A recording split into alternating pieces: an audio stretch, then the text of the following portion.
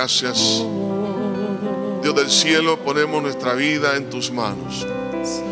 Una vez más, Señor, pedimos que seas tú hablando a lo más profundo de nuestro corazón. Queremos, Señor, ser lo que tú quieres que seamos. Señor, nos depositamos como barro en tus manos. Que sea tu Espíritu Santo tomando control de nuestra vida, Jesús. Padre mío, te damos la gloria, la honra desde ahora y para siempre, Jesús. Una vez más, Señor, te decimos: santo, santo, santo. Oh Dios del cielo, en ti no hay variación, y lo que tú prometes lo cumples. Tú dijiste: el cielo y la tierra pasará, mas mi palabra no pasará. No hay engaño, no hay engaño en ti, Señor, no hay engaño en tu palabra. Lo que tú dices se cumple. Señor, ayúdanos a temer, ayúdanos, Señor, a temer, Padre Santo. Padre, en el nombre de Cristo Jesús, te pedimos, buen pastor, que tú hagas una obra linda, Padre, en la vida de cada uno. Gracias, Señor, gracias, gracias, Padre. Ponemos en tus manos, Señor, este estudio de tu palabra. En el nombre de Cristo lo pedimos todo. Amén y amén.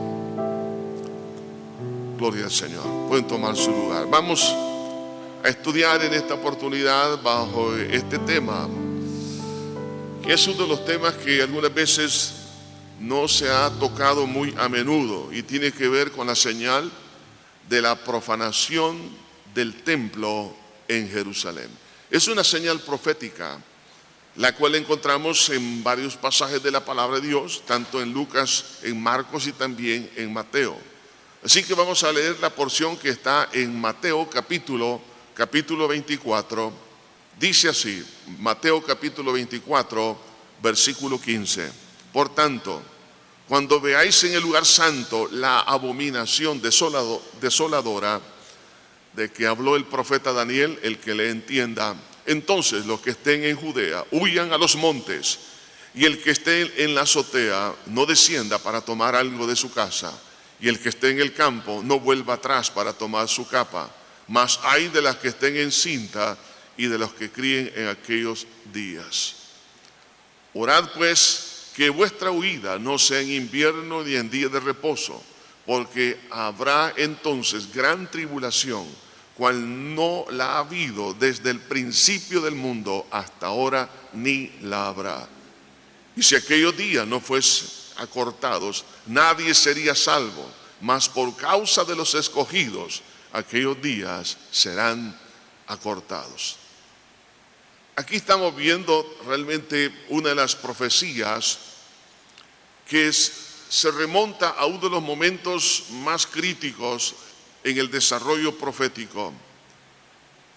Y es realmente una de las cosas que nosotros debemos estar atentos, viendo lo que dicen las noticias, porque algo que aparentemente no tiene que ver nada con la parte profética, pero tiene que ver mucho, es con la construcción del tercer templo en Jerusalén. ¿Por qué razón? Porque el Señor dijo: cuando veáis en el lugar santo. Y ese lugar santo tiene que ver con el templo, y eso es lo que vamos, con la ayuda del Señor, a estudiar. Vemos aquí en Lucas capítulo 21, versículo 5, el Señor Jesús profetizó que el templo sería destruido. Dice: y a unos que hablaban de que el templo estaba adornado de hermosas piedras y ofrendas votivas, dijo: en cuanto a estas cosas que veis, días vendrán en que no quedará piedra sobre piedra que no sea destruida. Los apóstoles, los discípulos, estaban realmente diciendo: qué maravilla la construcción, ¿no? La de ese segundo templo, maravilla, una maravilla arquitectónica impresionante. Duró varias décadas en la construcción. Y ellos diciendo: cuán grande es esto. Mas el Señor dijo: no quedará piedra sobre piedra que no sea destruida. Unamos esta palabra del Señor con la que Él dice en Mateo, cuando dice: cuando veáis la abominación desoladora en el lugar santo. Pero aquí está el Señor profetizando la destrucción del templo. Entonces, ¿cómo puede existir un lugar santo si ahora está profetizando que va a ser destruido? De ahí entonces, cuando dice no quedará piedra sobre piedra que no sea destruida. Efectivamente, estas palabras se cumplieron aproximadamente 34 años después de que el Señor Jesús dijo estas palabras. Cuando Él dijo acerca del lugar santo, que es la abominación desoladora, lo iba a profanar, no se estaba refiriendo a este templo. Así que es importante entonces que podamos hacer un breve análisis acerca de la destrucción de este templo. Ahora quiero que veamos un corto video que nos va a ayudar a entender un poco acerca de cuáles fueron algunos de los eventos previos a la destrucción de Jerusalén y del templo. El año 70 después de Cristo es un año clave para entender mucho del contexto bíblico del Nuevo Testamento y para comprender tanto la historia del judaísmo como la historia del cristianismo. Pero, ¿qué fue lo que realmente sucedió ese año? Gesio Floro amaba el dinero y odiaba a los judíos. Como procurador romano, gobernó Judea, cuidando poco su religiosidad. Cuando los ingresos fiscales eran bajos, se apoderó de la plata del templo. A medida que crecía el alboroto contra él, en el año 66 después de Cristo, envió tropas a Jerusalén que masacraron a al menos 3.600 ciudadanos. La acción de Floro provocó una rebelión, la primera revuelta judía que se había estado gestando durante algún tiempo. La revuelta judía comenzó y se encontró con su amargo final, en Masada, una gran roca que domina el Mar Muerto construida originalmente por Herodes el Grande. Los romanos habían construido una fortaleza prácticamente inexpugnable allí. Sin embargo, las atrocidades de Floro inspiraron a algunos judíos a atacar Masada. Sorprendentemente, ganaron, masacrando al ejército romano allí. En Jerusalén, el capitán del templo se solidarizó con la revuelta al detener los sacrificios diarios al César y pronto toda Jerusalén estaba alborotada, expulsando o matando a las tropas romanas. Entonces toda Judea y luego Galilea se rebeló. Cestiu Caius, el gobernador romano de la región, marchó desde Siria con 20.000 soldados. Asedió Jerusalén durante 6 meses, pero falló. Dejó 6.000 soldados romanos muertos, sin mencionar el armamento que los defensores judíos recogieron y usaron. El emperador Nerón luego envió a Vespasiano, un general condecorado, para sofocar la rebelión de Judea. Vespasiano sofocó a la oposición en Galilea, luego en Transjordania, luego en Idumea y dio la vuelta a Jerusalén. Pero antes del golpe de gracia, Nerón murió. Vespasiano se vio envuelto en una lucha de liderazgo que concluyó con los ejércitos orientales pidiéndole que fuera emperador. Uno de sus primeros actos, luego de su ascenso como emperador en el año 69 después de Cristo, fue nombrar a su hijo Tito para conducir la guerra contra los judíos. Por ahora, Jerusalén estaba aislada del resto de la nación, y las facciones dentro de la ciudad luchaban por encontrar estrategias de defensa. A medida que avanzaba el asedio, la gente comenzó a morir de hambre y peste. La situación era tal que, por ejemplo, la esposa del sumo sacerdote, que una vez vivió en medio de lujo, tuvo que buscar migajas en las calles. Mientras tanto, los romanos emplearon máquinas de guerra para lanzar rocas contra los muros de la ciudad. Los defensores judíos luchaban durante el día y reconstruían los muros en la noche. Finalmente, los romanos atravesaron el muro exterior, luego el segundo y finalmente el tercer muro. Aún así, los judíos lucharon, corriendo hacia el templo como su última línea de defensa. Ese fue el final para los valientes defensores judíos y para el templo. El historiador Josefo afirmó que Tito quería preservar el templo, pero sus soldados estaban tan furiosos con sus recientes oponentes que lo quemaron. Finalmente, los judíos de Jerusalén que quedaron vivos fueron asesinados o vendidos como esclavos. Por otro lado, la resistencia judía que había tomado Masada la mantuvo durante al menos 3 años más. Cuando los romanos finalmente construyeron una rampa de asedio e invadieron la fortaleza, encontraron a los defensores muertos. Se habían suicidado para evitar ser capturados por extranjeros. Estos hechos marcaron el fin de un Estado judío hasta los tiempos modernos. La destrucción del templo también significó un cambio en la adoración de los judíos, aunque ese cambio había comenzado cuando se habían dispersado después del exilio. La primera destrucción del templo por los babilonios en el año 586 a.C. había obligado a los judíos a convertirse en personas de libro. El triste final del templo cerró la puerta al sistema de sacrificios. Las ceremonias se ajustaron para el hogar y la sinagoga. El Sanedrín se disolvió y el centro de la religión judía se trasladó a las instituciones educativas de Yamnia. Pero, ¿qué hay de los cristianos? ¿Dónde estaban? Fuera de la ciudad, básicamente. Muchos habían sido expulsados de Jerusalén por la persecución décadas antes. Eusebio escribió que cuando comenzó la revuelta en el año 66 después de Cristo, algunos de los cristianos judíos restantes huyeron a Pella, una ciudad al otro lado del río Jordán. Se podría decir que estos eventos balancearon el equilibrio de poder de la joven iglesia hacia los gentiles. Misioneros como Pablo originalmente habían tratado con una iglesia judía fuerte con sede en Jerusalén, pero la no participación de los judíos cristianos en la revuelta creó una brecha obvia entre ellos y sus contrapartes tradicionales. Después del año 70 después de Cristo, a los cristianos no se les permitió entrar de nuevo en las sinagogas. La caída de Jerusalén, entonces, hizo a los cristianos aún más distintos de los judíos e impulsó a la iglesia a desarrollarse principalmente entre los gentiles.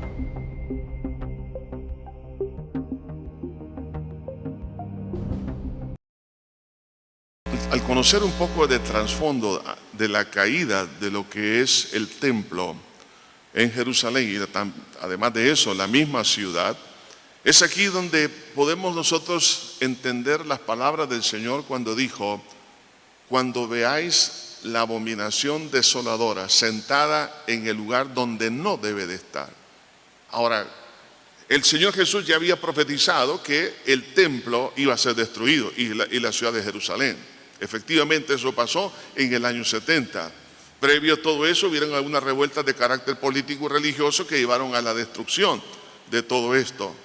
Pero el Señor estaba viendo que aún con esa destrucción el templo iba a ser reconstruido, porque cuando habla del lugar santo está hablando de un lugar que solamente existe en el templo. Previo a eso existió en el tabernáculo.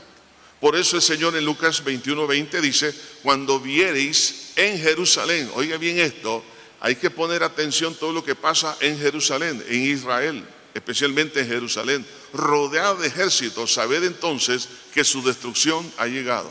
Entonces los que están en Judea huyan a los montes, y los que en medio de ella váyanse, y los que estén en los campos no entren en ella, porque estos son días de retribución para que se cumpla todas las cosas que están escritas. Mas hay de los que están en cinta y de los que críen aquellos días, porque habrá gran calamidad en la tierra e irá sobre este pueblo y caerá a filo de espada, y serán llevados cautivos a todas las naciones, y Jerusalén será hollada por los gentiles.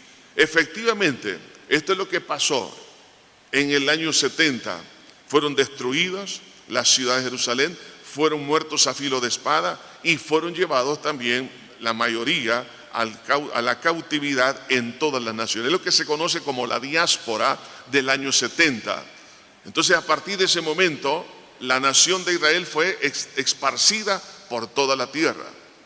Y no solamente del año 70, porque posterior a esto, en el año más o menos 136 al 140, hubo otra sedición famosa. Entonces, a raíz de todo eso, claro, el Imperio Romano decidió esparcir a todos los judíos, llevárselos para todas partes para que no regresaran, y era prohibido que ellos regresaran. Fue ahí entonces cuando el emperador de aquel entonces cambió el nombre de Israel a Palestina. ¿Por qué? Porque tenía que ver con darle nombre a los enemigos acérrimos de Israel, que eran los filisteos. La palabra Palestina es un derivado de la palabra filisteo o filistía o no filistea. Por eso que cuando se habla hoy en día de Palestina, es el sobrenombre, podemos decir, que se le puso a esa nación de Israel para poder realmente dañar la identidad cultural, religiosa y política de lo que es la nación de Israel. Ahora, por eso que fueron esparcidos por toda la tierra. Por eso vemos judíos hasta el día de hoy en todas las naciones. A lo largo de los siglos empezaron a quedarse ahí los padres. ¿Y hasta dónde? ¿Cuándo fue que empezaron a retornar? A finales del siglo XIX y sobre todo ya en el siglo XX, a principios del siglo XX, y especialmente después de que se declaró el Estado de Israel, empezaron a regresar y hasta el día de hoy estamos viendo el cumplimiento profético del retorno de ese pueblo que fue esparcido en el año 70. De ahí que entonces veamos algunos detalles de la destrucción del templo. En primer lugar, cuando dice el versículo 5, dice, no quedará piedra sobre piedra. Está hablando de la destrucción del templo.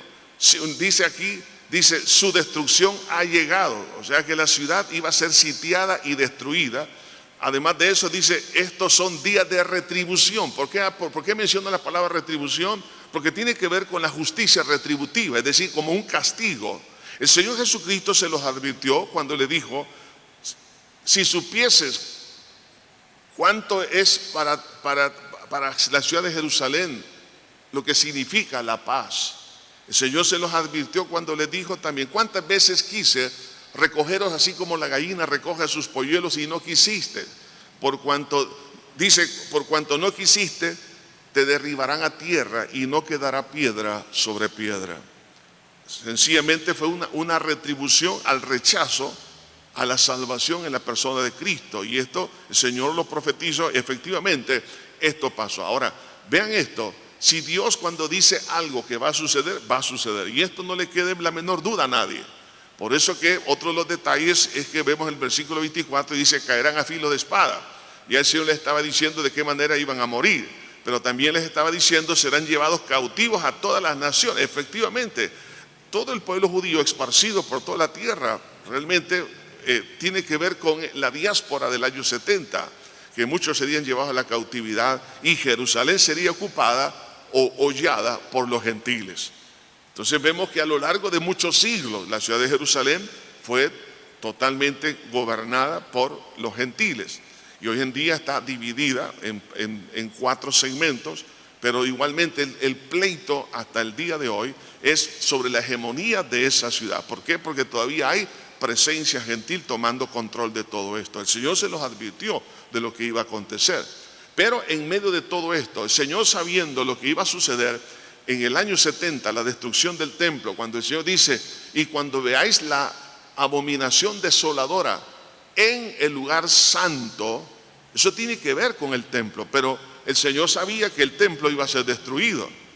Por eso dice, cuando veáis en el lugar santo, ¿qué cosa? La abominación desoladora. En 2 Tesalonicenses da un poco más detalles sobre esta abominación desoladora. Cuando dice, el cual se opone y se levanta contra todo lo que se llama Dios o es objeto de culto, tanto que se sienta en el trono de Dios como Dios haciéndose pasar por Dios. Entonces estamos viendo aquí que es un personaje que el que va a profanar ese lugar santo en el templo. Hasta el día de hoy, lo único que se tiene es algunos de los que fueron los muros del antiguo templo de Salomón o del templo del tiempo de Herodes. Entonces, en este momento no existe templo. Entonces cuando el Señor dijo, cuando veáis en Jerusalén, en el lugar santo, pero hoy en día no está. Entonces necesito hacer una evaluación de 2 cosas aquí. En primer lugar, del lugar santo y de la abominación desoladora. Necesitamos entender todo esto. Para esto es importante retroceder un poco en el tiempo y ver lo que Dios profetizó a través del profeta Daniel, lo que se conoce como las 70 semanas de Daniel. En estas 70 semanas Dios estaba dando una promesa importante para la nación de Israel. Sin embargo, esta abominación desoladora que habla el Señor no es otra cosa que es la resistencia de Satanás al plan de restauración de Dios de la nación de Israel en esa semana 70. Entonces, todo lo que Dios hace, oiga bien esto, Satanás lo quiere destruir. Dios creó al hombre, ¿qué es lo que quiere el diablo? Destruir al hombre. El Señor formó la familia, ¿qué es lo que quiere el diablo? Destruir la familia. El Señor ha hecho todo lo bueno, pero el diablo quiere ir en contra de todo esto. Entonces, el enemigo, sabiendo que Dios tiene un plan y un proyecto para la nación de Israel, levanta entonces la abominación desoladora para poder supuestamente detener o impedir ese proyecto. Por eso dice aquí, cuando veáis en el lugar santo, está hablando de un lugar físico, ¿qué cosa? La abominación desoladora. Esto debemos nosotros de estar atentos a las noticias. Y de alguna manera están llegando algunas, así muy sutilmente. Entonces, cuando hablamos del lugar santo, necesitamos entonces remontarnos un poco más atrás. Vamos al tabernáculo. El lugar del tabernáculo, el lugar santo, era la primera parte propiamente de lo que tenemos acá, en este sector. Aquí es el lugar santo. Esta parte era el atrio, la primera parte del tabernáculo. Este es el lugar santo y el lugar santísimo es acá. Lo cual los dos están divididos entonces por un velo. Entonces cuando Jesús dijo, se va a sentar en el lugar santo, está diciendo propiamente en el lugar donde el sacerdote entraba a ministrar. Ahora, haciendo un acercamiento, el lugar santo es este. Ahí habían 3 muebles: la mesa de los panes de la propiciación, el candelabro o la menorá de 7 brazos y el altar de bronce. Aquí estaba lo que es el velo que dividía el lugar santo y este es el lugar santísimo. Entonces, esta distribución que vemos aquí es la misma que había en el templo de Salomón. El templo de Salomón, de igual manera, tenía 3 elementos, o 3 áreas: lo que es el atrio, lo que es el lugar santo y lo que es el lugar santísimo. Entonces, cuando dice aquí, y esta abominación desoladora, cuando la viere, dice en el lugar santo, estamos hablando en el templo. Recuerden que el templo es una representación, es una figura en la cual Dios iba a manifestarse a la nación. Hoy en día sabemos que el templo, toda esta figura del tabernáculo, del templo de Salomón, el templo hoy en día es la iglesia de Cristo. Pero el pueblo judío, como todavía no ha creído en el Cristo, en el Mesías, que es el Señor Jesucristo, ellos van a seguir con este proyecto. Hace algunos años atrás estuve en una boda judía y me llamó la atención lo que hizo esta pareja. Al final que se hicieron los votos, agarran una copa, la tiraron al suelo, una copa de cristal, y la rompieron. Y entonces ellos dijeron el significado: no seremos completamente felices hasta que no sea reconstruido el templo en Jerusalén. Y eso lo hacen en todas las bodas judías. O sea, lo que es el templo es algo que está en el corazón de todo judío. O sea, es un anhelo, es un deseo vehemente. En la anterior administración en Estados Unidos por Donald Trump, el apoyo que le dio a Israel, y vemos que al haber trasladado la embajada de los Estados Unidos a la ciudad de Jerusalén, y también hablando en algunos momentos dijo algunas cosas sobre el tercer templo. ¿Por qué? Porque ese es el sueño del pueblo hebreo. Solo que esto es algo tan complicado por esta razón.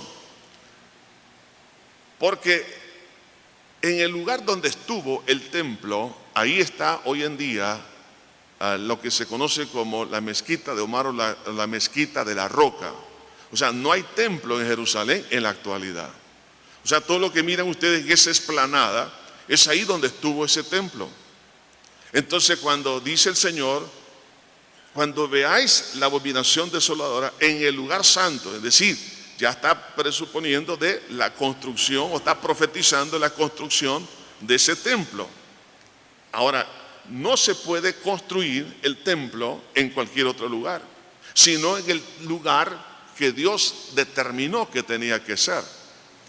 Por eso que cuando vamos a lo que dice aquí la Escritura, cuando veis en el lugar santo, ¿qué cosa? La abominación desoladora, lo cual ya está hablando de un nuevo templo. Ahora, y no solo eso, sino que cuando surja este nuevo templo, aparecerá la abominación desoladora profetizada por el Señor que se va a sentar o va a tomar lugar en ese lugar y lo va a tomar como que fuera Dios. Entonces, ese prácticamente la abominación desoladora no es otra cosa que es el proyecto de Satanás para tratar de detener el proyecto de Dios de la restauración de Israel. Así como vemos cómo Faraón se opuso a que el pueblo judío comenzara a desarrollarse y había una intención de destruirlo a través de matar a los niños, y así en diferentes épocas hubieron intentos de genocidio en el tiempo de la reina Esther, y así en algunos eventos a lo largo de toda la historia. Satanás siempre se ha opuesto, pero él sabe perfectamente que quien va a ganar siempre va a ser Dios. Entonces, para esto es importante entender que ese proyecto diabólico va en contra del proyecto de Dios. ¿Y cuál es ese proyecto? El proyecto de Dios con la nación de Israel es la semana 70 de Israel, lo cual, esto lo hemos estudiado el año pasado, y no lo hicimos presencialmente, pero lo hicimos por la televisión y las redes sociales. Entonces, ese proyecto es un proyecto maravilloso. Ahora, pero ese proyecto va a tener la resistencia de esta abominación desoladora. Ahora, identifiquemos un poco, comenzando con el significado de lo que es abominación desoladora. Significa horrible sacrilegio. Es una frase en hebreo que está compuesta de dos palabras. Sikus, que es algo que es ofensivo, que es algo que es inmundo, y lo que es somen es el ídolo, o es algo que ofende a Dios. O sea que está hablando de un sacrilegio horrible. ¿En dónde? En el lugar donde solamente tiene que ser honrado el Señor. El proyecto de Dios con la nación de Israel es dividido en 7 grandes elementos, según lo que describe la profecía en el libro de Daniel. Es terminar la prevaricación, poner fin al pecado, expiar la iniquidad, traer la justicia perdurable, sellar la visión, sellar la profecía y ungir al santo de los santos.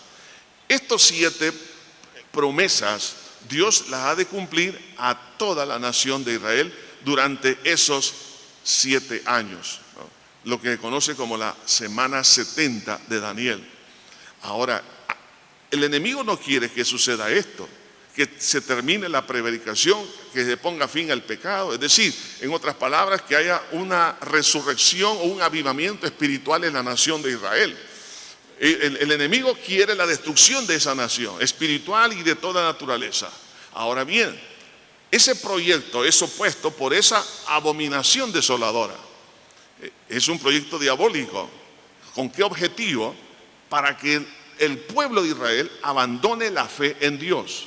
Lo más valioso, oiga bien esto, lo que Satanás va a tratar de robar a toda persona no es tanto las cosas materiales o destruir, sino que quiere robar el tesoro de tesoros, es la fe en Dios. Por eso que en Daniel 9:27 dice: y por otra semana, hablando de la semana 70, confirmará el pacto con muchos.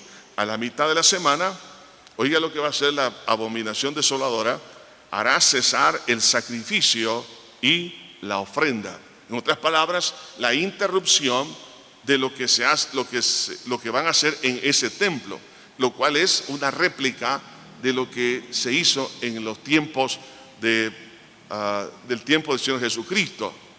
Para algunos quizás no se han dado cuenta de esto, y aquellos que han ido a Israel y se han ido a lo que se conoce el Instituto del Templo en la ciudad de Jerusalén, ahí usted puede ver que ya tienen todo prefabricado, ya tienen todas las vestiduras de los sacerdotes, lo que van a usar, están todos los instrumentos que menciona el Antiguo Testamento, está todo, aún ya tienen todo lo que es en sí, lo que va a necesitar ese edificio, ya lo tienen, todo está prefabricado, solo están esperando el momento de construirlo. Usted se dio cuenta de lo que hizo China el año pasado, fue algo espectacular. En el momento de la pandemia, en 10 días, si no mal recuerdo, levantaron un edificio, un hospital prefabricado enorme. no recuerdo para cuántas camas, y no recuerdo ahorita el número, pero era en tan pocos días levantaron eso. Ahora, piense por un momento lo que va a pasar en lo que sería levantar este templo. Lo van a levantar en un tiempo récord y se va a establecer nuevamente ese sacrificio, es decir, todos los ritualismos que había en el Antiguo Testamento. Pero la abominación desoladora la va a impedir este proceso. ¿Por qué? Porque eso tiene que ver con el alimentar la fe de ese pueblo, y el diablo no lo quiere. En Daniel 11:31 dice: y se levantarán de su parte tropas que profanarán el santuario. Está hablando del templo, ¿no? Entonces dice: y la fortaleza, y quitarán el continuo sacrificio y pondrán la abominación desoladora. Está hablando de que va a ser a través de los ejércitos, en este caso de la abominación desoladora. Ya vamos a hablar un poco más en detalle sobre lo que es.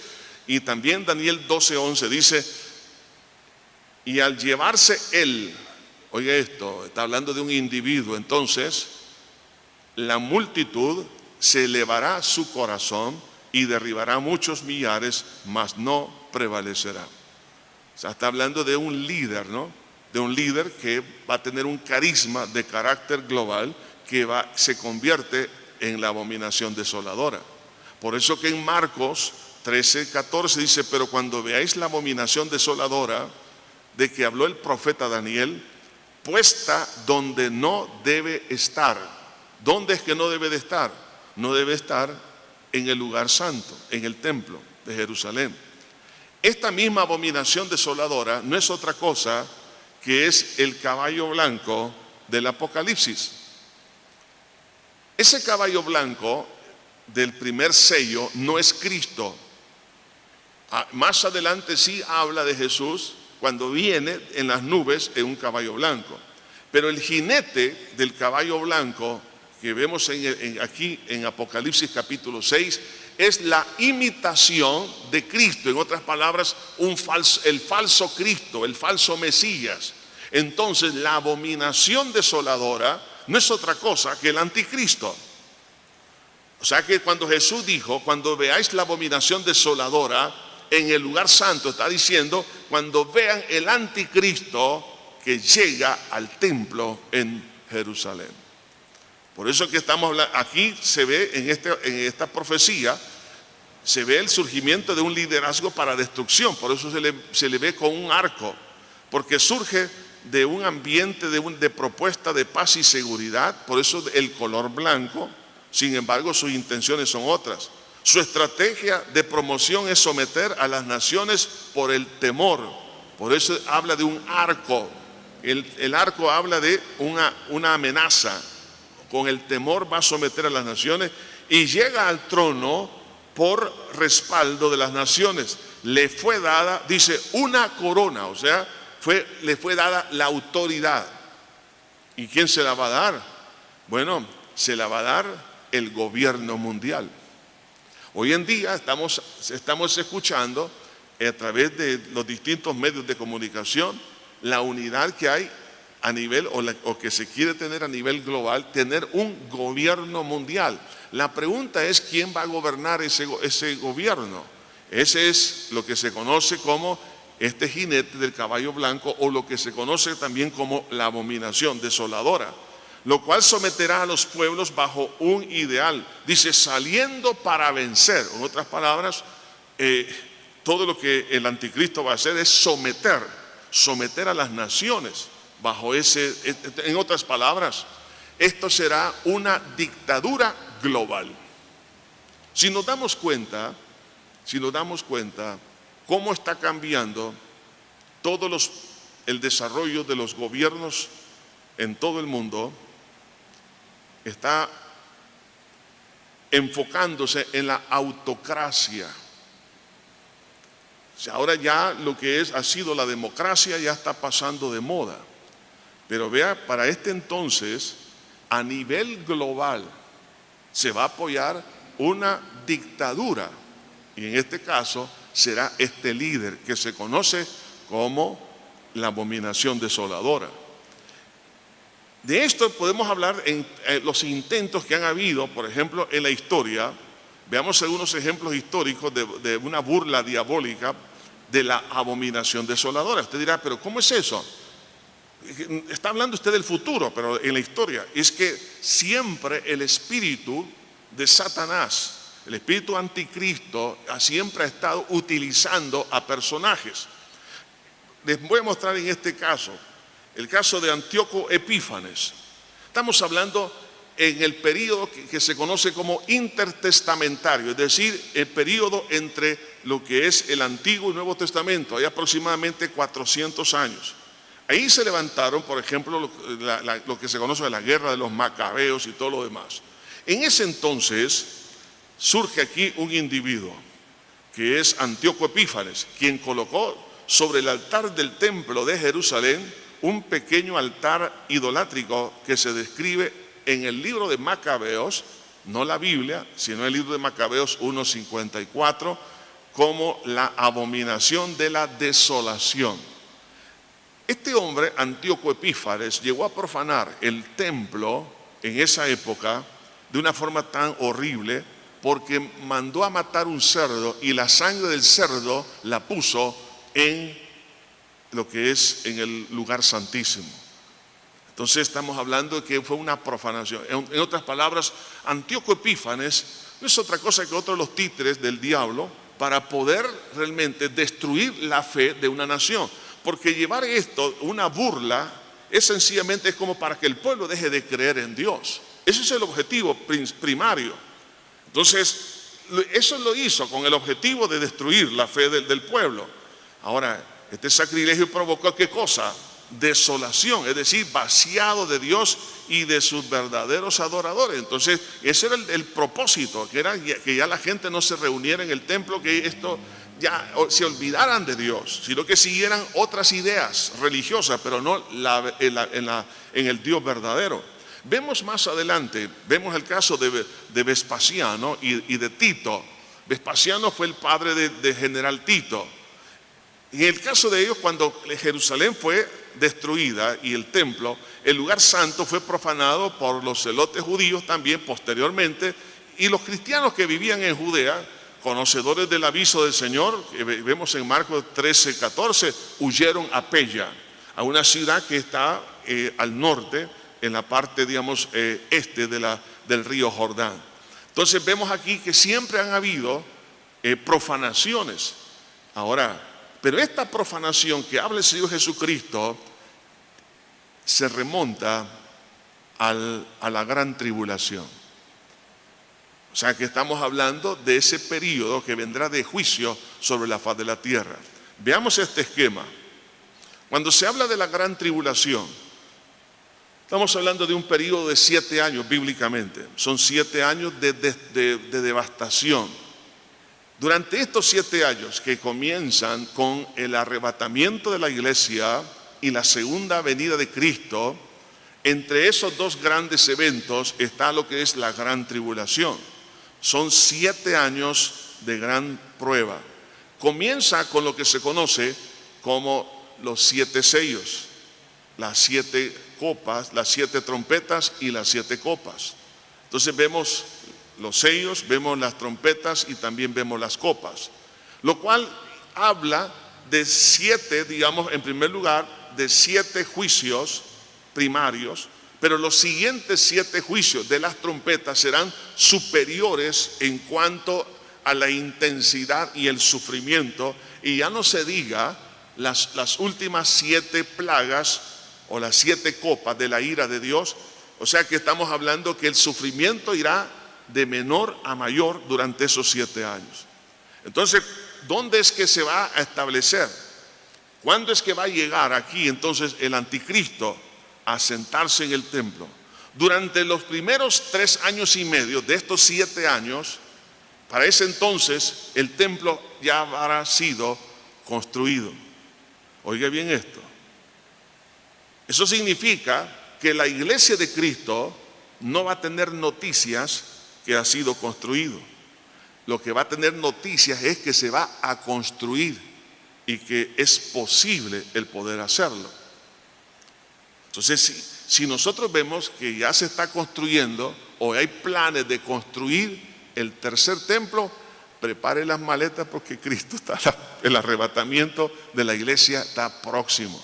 Ahora, entonces, el anticristo durante los primeros 3 años y medio lo que va a hacer es engañar a Israel como que es el Mesías. Claro, ¿qué es lo que más espera el pueblo judío? Lo que más espera son 2 cosas: el templo y la paz con sus vecinos. Esto le va a ser, entre comillas, otorgado por esa abominación desoladora. Por eso lo van a invitar a que entre al templo y todo lo demás, pero él se va a sentar como Dios, dice la Biblia. Entonces es ahí donde el pueblo judío va a decir: ¿y este por qué se cree Dios? Y entonces se van a volver en contra de él. Y por eso comenzará una de las persecuciones más severas sobre el pueblo judío en la segunda mitad de la gran tribulación. Ahora, cuando uno comienza a analizar que es muy probable, hermano, que en cualquier momento ese templo sea construido, significa que estamos cerca del arrebatamiento y muy cerca de que se cumplan las palabras del Señor cuando veáis la abominación desoladora. En otras palabras, la iglesia no va a ver la abominación desoladora en ese lugar, porque ya habrá sido tomada. De ahí entonces veamos algunas características de esa abominación desoladora. Está relacionada, como ya mencioné, sobre la gran tribulación. Además de eso, muestra que tiene lugar en la segunda mitad de las 70 semanas de Daniel, y ahí lo hablan, o sea, los 3 años y medio. Como también hace un pacto con los judíos y se hará una imagen y todos serán forzados a adorarla, según Apocalipsis 13. Recuerde que como el pueblo judío lo que quiere es el templo y lo que quiere es tener paz, el anticristo o la abominación desoladora le va a preparar al pueblo de Israel todo esto. Entonces, claro, y van a pensar por un momento que él es el Mesías, y luego se darán cuenta que era realmente un espíritu en contra de Dios. Entonces, además de eso, esa abominación desoladora va a suspender el culto a Dios, o sea, no va a querer que se mencione nada de Dios. El anticristo se colocará como Dios para someter a los pueblos. Por eso dice en 2 Tesalonicenses 2:4, el cual se opone y se levanta contra todo lo que se llama Dios, tanto que se sienta en el templo de Dios. Eso es lo que Jesús estaba diciendo, ¿no? Que cuando veáis la abominación desoladora en el lugar santo, entonces Israel prácticamente en la primera etapa de la gran tribulación va a ser engañada. El engaño sobre la nación de Israel, aceptando ese falso Mesías y al concederle la construcción de ese templo, y la resistencia de Israel al darse cuenta del falso Mesías en la segunda mitad de la gran tribulación. Claro, esto va a traer, como ya mencioné, la más grande de todas las persecuciones. O sea, lo que sucedió en la Segunda Guerra Mundial para la nación hebrea, hermanos, va a ser superior lo que va a pasar en esta época. ¿Por qué? Porque no va a ser un país, va a ser las naciones de la tierra gobernadas por el anticristo en contra de Israel. Y también vemos, hermanos, que la persecución sobre este pueblo hebreo en todo el mundo se va a dar, y el sitio a Israel por los ejércitos del mundo, que esto va a desencadenar a lo que se conoce como la guerra de Armagedón. Y esto ya lo estudiamos anteriormente y no vamos a tocarlo. Ahora, entonces volvamos al punto. Pero si ahora no existe templo, sino que está la mezquita de la roca, este es el tercer lugar más sagrado del Islam. Tocar ese templo, esa mezquita, es provocar una guerra en el Medio Oriente que sería terrible. Entonces la pregunta es, muchos se han hecho el cuestionamiento. Algunos piensan que un terremoto va a destruir esa cúpula para que luego el pueblo judío pueda construir. Otros piensan que va a caer una bomba en alguna guerra o algún terrorista, algo va a pasar. Pero, hermanos, últimamente se están dando algunos descubrimientos arqueológicos en lo que es en esa área del templo. Y están llegando, solamente que esto todavía no ha sido validado por todos los institutos de arqueología de Israel, pero se está descubriendo lo que fue realmente el lugar santo y el lugar santísimo. Entonces, algunos piensan, la mayoría han concluido que en esta área, de hecho, yo tuve la oportunidad de quizás de estar 2 veces ahí y bajo esa cúpula hay una roca, es una roca enorme y por encima tiene un hueco y uno puede por unas gradas entrar a la parte de abajo porque es una roca hueca. Entonces, la tradición del Islam dice esto. Ahí es donde Mahoma ascendió al cielo y cuando ascendió hizo ese orificio. Eso es lo que dicen algunos, no lo dicen todos, pero bueno. Pero por eso lo consideran como uno de del tercer lugar más sagrado del Islam. Los descubrimientos arqueológicos lo que han evidenciado que esa roca y ese hueco que en la parte superior en el tiempo de Salomón era donde derramaban la sangre de los sacrificios. Recuerde que en el tiempo de Salomón el sacrificio no era de un animal, eran cientos y algunas veces hasta miles de animales. La cantidad de sangre era tremenda. Entonces se ha descubierto que en el fondo de la roca hay canales donde llevaba la sangre de esos animales fuera de las murallas de Jerusalén. Entonces lo que han encontrado es sangre petrificada en todos esos canales, porque era el lugar de sacrificio. Entonces, cuando se habla del lugar del templo, estamos hablando en este caso sería lo que sería el atrio, el altar que vemos del holocausto, en otras palabras, cerca del altar del holocausto, lo que sería esa roca en el tiempo de Salomón. Pero lo que es propiamente el lugar santo y el lugar santísimo, eso en este momento se están haciendo excavaciones y están llegando a unas conclusiones que no es propiamente aquí. Esto era como decir el atrio, pero por eso que siempre miran este lugar como el lugar de la construcción. Pero los descubrimientos que se están dando es que está a un lado, no allí. Lo cual significaría, esa es mi opinión, significaría que si se llega a confirmar que es así, que está a un lado, ese lugar que ellos piensan donde estuvo el templo, y entonces el templo lo podrían construir el día de mañana. Ya no necesitarían tocar la mezquita de la roca, sino que está a un lado. Entonces eso realmente se cumpliría, entonces la palabra del Señor inmediatamente, cuando veáis la abominación desoladora en el templo. De ahí que entonces significa que el templo será construido y la abominación desoladora, está hablando del anticristo, estará en el lugar santo. Y esto lo pueden hacer en cualquier momento. Vemos aquí que el problema, como dije, de construir el templo donde está la mezquita de la roca es traer una guerra, quizás hasta la Tercera Guerra Mundial. Tocar eso provocaría, es un polvorín. Entonces, como dije, hay algunos descubrimientos que se han hecho. Se está ahora tratando de evidenciar de qué se fue el lugar santo y el lugar santísimo del templo. Ahora, el Señor Jesucristo nos da realmente algunas indicaciones que nosotros tenemos que tomar muy en cuenta. La pregunta es, ¿cuál debe de ser nuestra actitud ante todas las cosas que sucederán? En primer lugar, Jesús dijo, mirar. Ahí en Marcos 13 nos exhorta a mirar. ¿Mirar qué cosa? Mirar o analizar con atención los acontecimientos, lo que está pasando. Estar atento a las noticias, pero mirar o evaluar nuestra vida espiritual también. Una mirada introspectiva, pero una mirada también hacia afuera.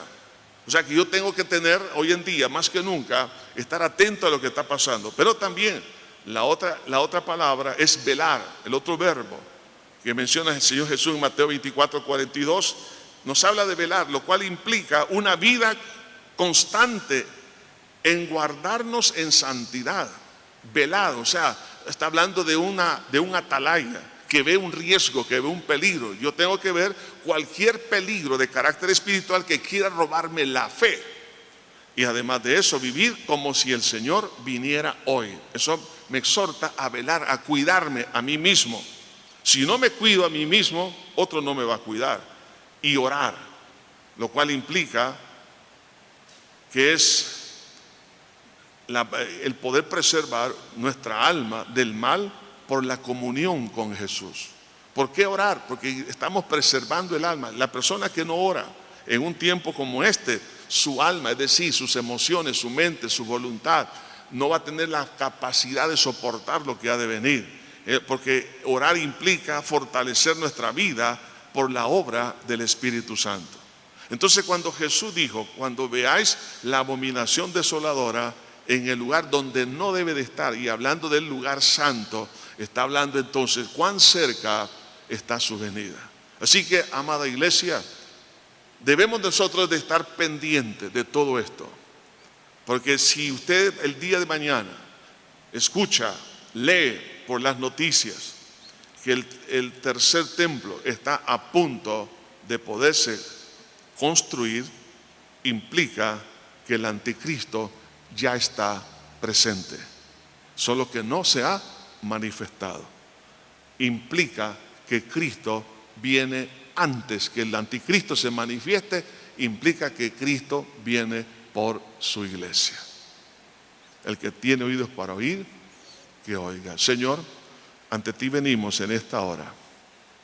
Te pido para gloria y honra de tu santo nombre, que seas tú, Señor, hablando a nuestra vida. Ayúdanos, Señor, a poder estudiar tu palabra. Te pedimos que nos perdones y nos limpies con tu sangre. Señor, necesitamos de tu santa, maravillosa ayuda. Te suplico, Jesús, que tú, mi Dios, nos ministres, nos fortalezcas. Señor, derrama la llenura de la unción del Espíritu Santo para no mirar atrás.